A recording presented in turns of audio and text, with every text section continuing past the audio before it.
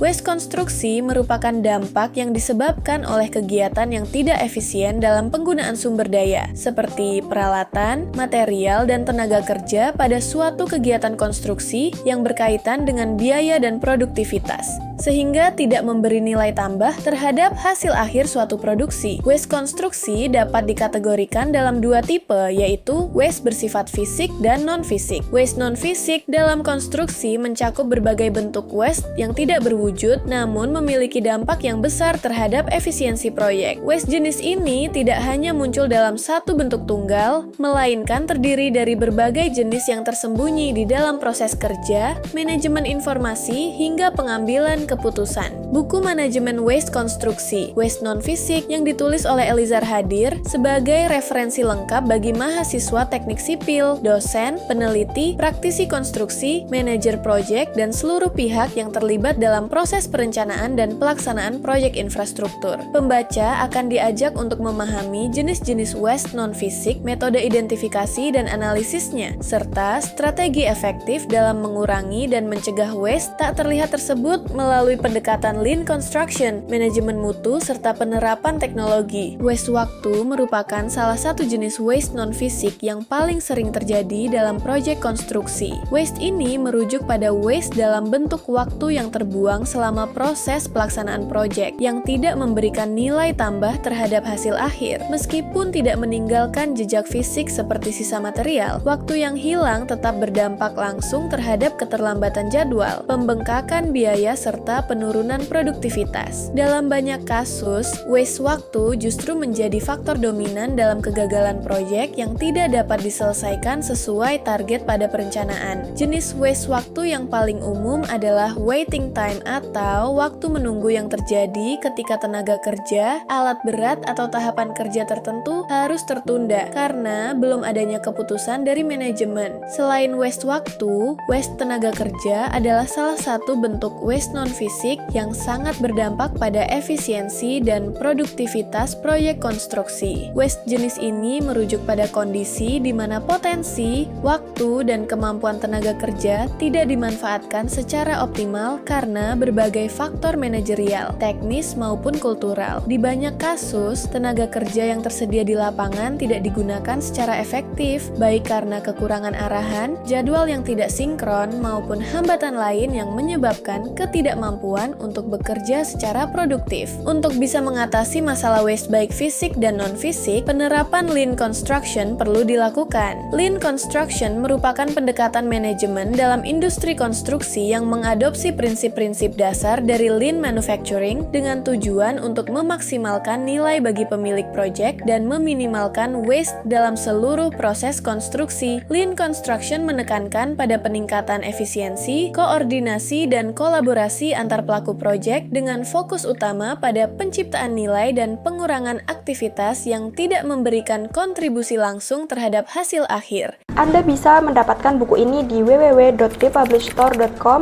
atau di seluruh marketplace kami, yaitu Shopee, Tokopedia, Lazada, dan Bukalapak.